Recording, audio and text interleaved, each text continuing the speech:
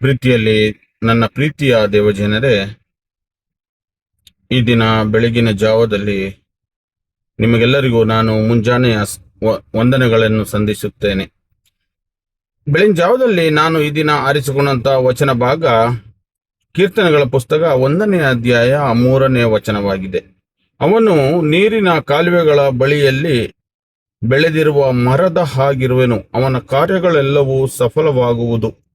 ಇದು ದೇವರು ನಮಗೆ ಕೊಟ್ಟಿರುವಂತಹ ಬಹು ಮುಖ್ಯವಾದಂತಹ ವಚನ. ಏಕೆಂದರೆ ನೀರಿನ ಕಾಲುವೆಗಳ ಬಳಿ ಇರುವಂತಹ ಮರವು ಯಾವಾಗಲೂ ಫಲಭರಿತವಾಗಿರುತ್ತದೆ, ಹಸಿರಿನಿಂದ ತುಂಬಿರುತ್ತದೆ. ಏಕೆಂದರೆ ನಾವು ತಿಳಿದುಕೊಳ್ಳಬೇಕು, ಅದಕ್ಕೆ ಬೇಕಾದಂತ ಸಾರಾಂಶ, ನೀರಿನ ಅಂಶ ಅದಕ್ಕೆ ಸಿಗುತ್ತದೆ. ಅದೇ ರೀತಿಯಾಗಿ ನಾವು ಯಾವಾಗಲೂ ದೇವರ ಬಳಿಯಲ್ಲಿ ದೇವರ ವಾಕ್ಯವನ್ನು ಓದಿಕೊಂಡು ದೇವರನ್ನು ಸ್ಮರಿಸಿಕೊಂಡು ದೇವರ ಬಳಿಯಲ್ಲಿರಬೇಕಾಗಿದೆ. ಆಗ ನಾವು ಮಾಡುವಂತ ಎಲ್ಲ ಕೆಲಸ ಕಾರ್ಯಗಳು ಸಫಲವಾಗುತ್ತವೆ, ಎಲ್ಲ ರೋಗ ರುಜಿನಗಳು ನಮ್ಮನ್ನು ಬಿಟ್ಟು ಹೋಗುತ್ತವೆ. ಇದಾಗಿದೆ ಈ ದಿನ ನಾವು ಮುಖ್ಯವಾಗಿ ತಿಳಿದುಕೊಳ್ಳುವುದು. ಏಕೆಂದರೆ ದೇವರು ನಮ್ಮ ಸಂಗಡವಿದ್ದಾಗ, ನಮ್ಮ ಹೃದಯದಲ್ಲಿ ದೇವರು ವಾಸಿಸುವಾಗ ನಮಗೆ ಯಾವ ಭಯವೂ ಇಲ್ಲ ಎಂಬುದಾಗಿ ನಾವು ತಿಳಿದುಕೊಳ್ಳಬೇಕು. ಪ್ರೀತಿಯಲ್ಲಿ ದೇವ ಜನರೇ, ಅನೇಕ ಬಾರಿ ನಾವು ಪ್ರಾರ್ಥಿಸುತ್ತೇವೆ, ಬೈಬಲ್ ಅನ್ನು ಓದುವುದೇ ಇಲ್ಲ. ಏಕೆಂದರೆ ಸಮಯವಿಲ್ಲ ಎಂಬುವಂತ ಒಂದು ಮಾತು ಪ್ರತಿಯೊಬ್ಬರಲ್ಲೂ ಹೊರಡುತ್ತದೆ. ಇದು ನಾವು ಮುಖ್ಯವಾಗಿ ತಿಳಿದುಕೊಳ್ಳಬೇಕು. ನಾವು ಎಷ್ಟೇ ಪ್ರಾರ್ಥಿಸಿದ ಮುಖ್ಯವೋ ಅಷ್ಟೇ ಮುಖ್ಯ ನಾವು ಬೈಬಲ್ ಅನ್ನು ಓದುವುದು.